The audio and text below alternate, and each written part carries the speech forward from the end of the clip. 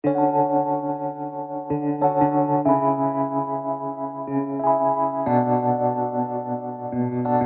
mga kabanding! On the way to dinner. Dinner. At Casa Manila. Sa Intramuros. Here in Toronto. Balikan lang po kasi si Mama. So umaga dumating siya dito. Then, nung hapon. It's already 9 p.m. Yes. And look, it's still bright. Bright and shiny. shiny. Shiny. And yes, we are here for another video. Ngayon naman ay magkukwento ako about sa mga ginawa namin nung kami ay nandun sa Canada, nagbabakasyon. At random days lang, yung mga ginagawa, pinupuntahan, mga errands, ayan. So ngayon, ang nakikita nyo sa video ay pumunta kami sa Casa Manila. Gusto doon kumain ng mga anak ko kasi nga, of course, Taste of Manila. Naalala nila yung mga putahin natin dito sa Pilipinas. So, sabi nila, okay ma, dito muna tayo magdi-dinner for this night. And honestly, na-enjoy ko talaga yung mga dishes na kinain namin. Of course, para hindi naman mabigla na naman yung aking mga taste buds, na iba na naman yung ipapatikim nitong aking mga anak. But for this night, ayun na nga, Casa Manila tayo. And ito yung mga na i-order natin. Ayan, alam ko, familiar sa inyo lahat yan. I don't have to make pakilala pa bawat isang dishes na yan. Okay, so this night, this was my first night nung dumating uli ako. Ini-enjoy lang namin, of course, kwentuhan about yung mga naiwan ko pansamantala sa Pilipinas, lalong-lalo na yung aking or aming mga puppies. Pinag-uusapan namin paano kaya namin madadala pa isa-isa yung aming mga alagang puppies.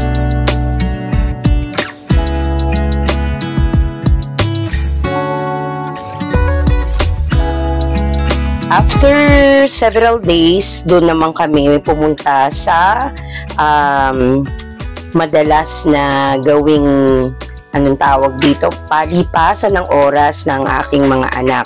Yung kanilang race karting. Ayan, si Earl. Ayun, si Earl yung nauna. Practice pa lang nila to before sila sumalang talaga doon sa talagang game na. So, this is my daughter, si Adi. Ayan. So, ito na yung kanilang start. Okay, ito yung aking anak. Siya yung una sa race. Papasok pa lang sila. Ayan. Yung nakikita nyo sa dulo, palabas naman na yun. Yun yung unang batch na naglaro. So, ayan na. Ayan. Na-enjoy ko talaga. Tapos, syempre, kahit na 28 years old na yung panganay ko, para pa rin ako yung mami ng mga batang paslit na naglalaro at natatakot na baka masaktan ang aking anak. Ayan. So, may kaba din ako nung mga panahon na yan na nag-go-karting ang aking panganay. Dito sa na to, sa mga lapses na to, hindi pa kasali si Earl. Kumbaga, si Adi pa lang yung kasama dito sa race na to. Ayan. Ayan. So, enjoy lang kami kahit medyo may kaba si Mami. Okay. Well, natapos naman yung kaba ko niyang mga panahon na yan na safe and sound. Okay, na yung aking panganay ay ni kaunting dalos ay wala namang natamo. So, enjoy lang kami this day. We're in Niagara Falls. Ayan. Diyan ay dala-dala ko pa at sinuot yung uniform ko sa school. Wala lang, para bang na-enjoy ko yung gano'n na, kunyari, nasa Pilipinas, pero bakit may Niagara Falls? And then, yung kapote na yan, binitbit ko dito sa Pilipinas. Kapag kakaya naman, let's say, medyo malakas na ambon lang, isusot ko naman yung kapoting yan dito. Ito naman yung kami ay nag-cruise. Kumbaga, nakasakay lang kami niyan sa double-deck bus na i-round kami, itutour kami around Toronto. So, marami kaming pinuntahan dyan. Actually, 15 stops kami na tiningnan yung mga places na magaganda. This day naman ay pumunta kami sa Toronto Island. Napakaganda, di ba? At ayun, makikita nyo yung CN Tower. Ito ay nakasakay na kami sa boat taxi pabalik ng terminal kung saan bababa kami doon sa Layton Terminal na nga at Toronto, ano na yon, downtown na yon. So, ang ganda, di ba? Naku, ito yata yung talagang hindi ko pagsasawan. If ever babalik ako doon, kailangan mapuntahan ko pa rin ito. After nga pala namin pumunta sa Niagara Falls, medyo maaga pa kasi noon, hindi na din namin hinihintay yung maggabi pa sa Niagara kasi di ba sa falls doon, nag-iiba-iba yung kulay sa gabi. So hindi na namin hinihintay, next time naman uli yun para may inaabangan uli next time pagbalik. Nandito na nga kami sa Niagara Outlet at marami ditong mga shops, mga branded talaga yung mga products dito at pipili tayo. Ang aking hanapin dito ay bags. Bags kasi for me and my bunso na iniwan ko sa Pilipinas nung time na yan. Naiwan siya kasi may schools pa siya that time. So, iwan siya muna. And, ayun na nga. Dito sa Kate Spade kami, kasi nag-ikot-ikot na rin kami pero bumalik kami dito sa Kate Spade dahil ito talagang bag na to, yung gustong-gusto ko. Rugged lang siya, pang daily na pwede ipamasok, pwedeng ipang alis-alis. Hindi siya formal pero for me, it's elegant. Kasi naman yung price, medyo nag-hesitate nga ako kasi abot na siya ng 200 Canadian dollar kasi di ba may tax pa nga. Pero I think, practical naman, reasonable yung price na yun para dun sa quality niya, sa ganda niya, and talagang komportable ako kapag suot-suot ko siya. Ayan, so meron na tayong unboxing dito. Although nakita ko na siya kanina, check ko uli. Para naman habang malapit kami, pwede naming palitan if may makita ko na damage or konting hindi ko nagustuhan, pwede pang ibalik doon sa shop. Charan! Jollibee Chicken Joy! At may palabok pa tayo on the side. Yan ang aming lunch ng araw na yon. Talagang pumunta kami dyan sa Jollibee kasi hindi kami nakapunta nung nakaraang dalaw ko dito sa Toronto. At eto nga, talagang enjoy. May mga time naman na gusto lang naming maglakad-lakad. Ito nga ang particular night na to. Yes, night. Alas 8 na ng gabi yan. At gusto ng anak kong milk tea. So, nilakad na lang namin, mga 10 minutes lang. Lakad kami, pababa, papunta sa may beach. Meron doong mga tindahan na. So, pumunta kami ng milk tea house at doon nga ay bumili ng maiinom, pampalamig this night. Sarap din tingnan ng mga bahay ng mga neighbors namin dito. May mga times na inihahatid namin si Bituin, yung aking daughter, na pumasok sa school. Ayan, sa Humber College. Pumapasok siya, and then kami naman, kasi ilang oras lang naman din yung klase niya, kami naman pupunta somewhere, coffee shop, doon mag-work yung dalawa pang bata, and then kapag time na, susunduin naman namin.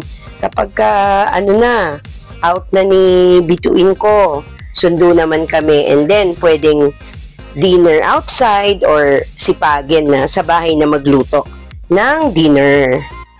So ito, pasundo na kami dito uli kay Bituin.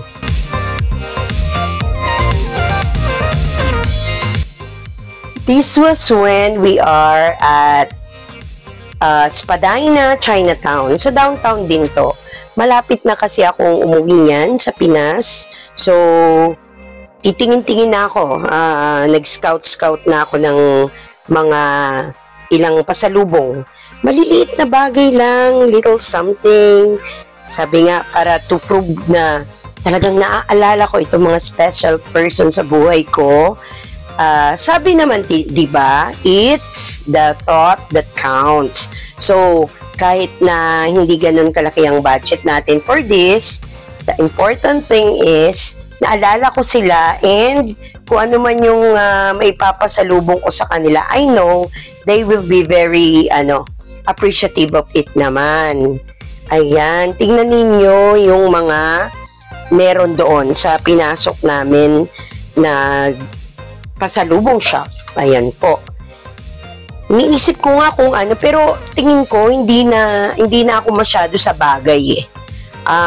Dun sa ibang papasalubungan ko ngayon, pinili ko yung matitikman naman nila yung kung anong meron sa Canada. Like, nakabili ako dyan ng tea, kape, ganyan, yung mga cookies, candies, chocolates na originally dun talaga galing, dun ginawa para matikman naman nila. Taste of Canada. Ayun.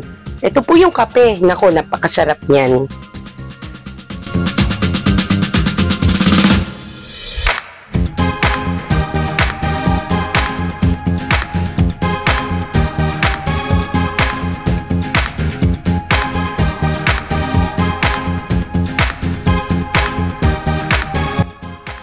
Ito, medyo may mga bit-bit na tayo dyang na ipamili.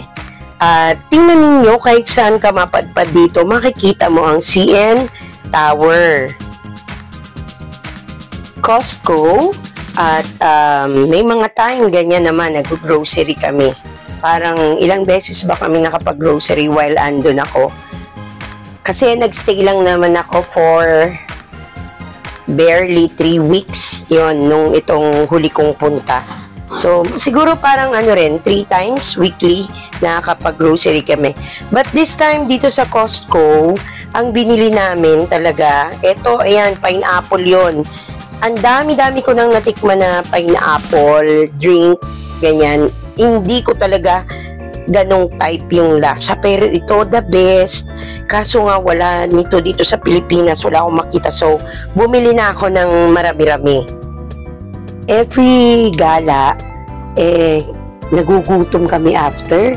Kaya, ayun, kumakain kami. Nag-try kami sa ganitong kiosk lang.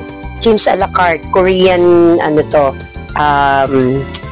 street food. Ayan. Pero, tumutuloy din kami sa iba pang mga restaurant. Like for example, dito sa Gyubi na ito, Sangyup na restaurant, medyo mahal dito sa Sangyupsal na ito. Pero okay naman kasi 'di ba anli nga. Tapos talagang hindi naman sa sobra-sobra yung kinukuha namin or hinihingi namin, pero yung kaya ba, yung masusulit din namin yung price. And ang dami naman talaga na i-offer dito sa restaurant na to. Ayan, so na-enjoy namin naman. Pagkatapos ay meron pa ngang mga pa-dessert. At ito ngang sundae na ice cream ang aming napili. So yun na nga, pagka ganyan, kinabukasan, naku, tanghali na kami kakain for sure. Isang special na araw naman ito, yung pumunta kami sa Scarborough Town Center ni Between, kasi inimit ko doon yung isang vlogger na nasa Toronto din, sa Scarborough siya nakatira ngayon, silang mag-asawa. Ayan, si Crystal Saidi at saka si Marvin. Bago lang sila, wala pa silang 1 year sa Canada. Nandito kami ngayon sa Scarborough Town Center. Minit namin si Crystal Saidi. Ayan. Nagpo-follow ako sa kanya sa YouTube niya. Mula nung umuwi ako from here, nung nasa Pinas na ako, nakita ko yung mga video niya. Ayun, sinundan ko na. Everyday nanonood ako sa kanya. And ngayon nga, sabi ko, kailangan pagbalik ko dito, ma-meet ko siya. So ngayon, ayan, andun lang sila umu-order pero andito, ayan ang kanilang gamit. Bag ni Marvin at ang bag ni Crystal. So later, magpipicture kaming magkakasama. Ayoko naman na guluhin o bigyan ng anong tawag dito, komplikasyon yung aming pagkikita at pagkukwentuhan ngayon. Nakakatuwa. Ang ganda-ganda ni Crystal, ang gwapo-gwapo ni Marvin. Bagay talaga silang dalawa. So, babalikan ko kayo. Magkikita uli kami, siguro pagbalik ko uli. Kasi bitin yung aming meet noon ni La Crystal. Nasa Japanese restaurant naman kami this time. Ayan. Ito yung kanilang mga in-order para sa aming dinner uli ito. Early dinner naman. Kasi umuulan na that time and sabi namin para makapagpalipas ng oras din before kami umuwi dahil hindi na nga makagala at umuulan, dito na kami kumain. Part pa rin ito ng aking birthday celebration. And si Earl, ang fiancé ng aking anak, ay may special na treat sa akin para sa gabing ito. Tingnan ninyo yung mga dishes na inihanda sa amin dito sa Mineral Restaurant. Famous itong Mineral Restaurant na to, lalo na sa mga bumibisita sa Canada. Madalas, dinadala rito yung mga gustong matikman, yung mga Filipino food na may twist. Dito ko natikman itong mga pagkaing Pinoy na may kakaibang approach ng pagkakaluto. Tapos may mga additional na pa sila, pampasarap dito. And tingnan nyo naman kung paano ito isiniserve.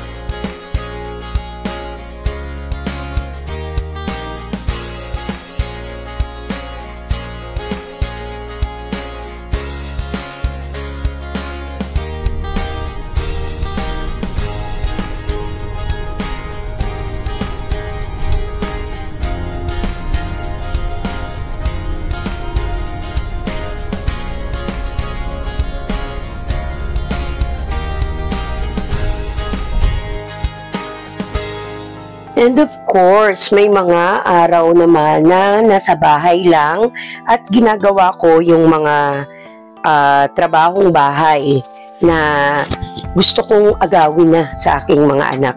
Ako na, kumbaga, yung mga ganito na kayang-kaya naman maglinis sa backyard, sa front yard, medyo makapag-vacuum sa bahay. Ganun baga, yung hindi na nila iisipin pa na merong nai-stack or merong mga trabaho na hindi nagagawa. Dahil of course, nag-aaral, nagwo-work itong mga bata. Siyempre tayo namang mga nanay, to the rescue tayo lagi. Hindi ko inaalis sa aking routine yung makatulong sa kanila kapag andun ako. Ayun. Siyempre po, nanay, may mga me time moment din naman ako.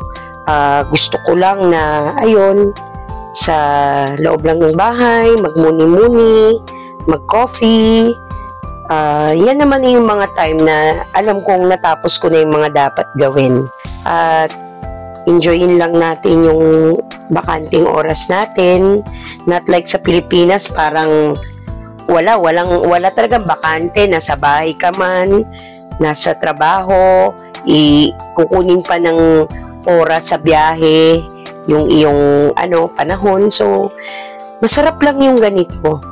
At nakikita mo naman sa paligid, maganda, malamig. Ito yung mga lagi kong naiisip na ano ba yan? Gusto ko bumalik doon kasi Yung pag dito, di ba sa atin, lalo na ngayon, napapansin ko, init, ulan, ambon, hindi mo na madetect yung panahon. So, gusto mo lang din ng mga ganitong moment na komportable ka, masarap yung pakiramdam because of the klima. Ayan, may mga ganitong moment na ibigay mo lang sa sarili mo, makapag muni-muni man lamang. At syempre pa, sa bawat araw na dumarating ay mayroong gabi na dapat naman nating ipahinga. But actually, ang totoo, hindi na po yan gabi, madaling araw na yan dahil nga nahihirapan din po syempre ako na bigla na lang na mapalitan yung aking oras ng pagtulog. Ayan, may jet lag pa rin ang mga panahon na yan. Syempre, kunyari lang tulog ko dito dahil gusto ko lang i-video for you.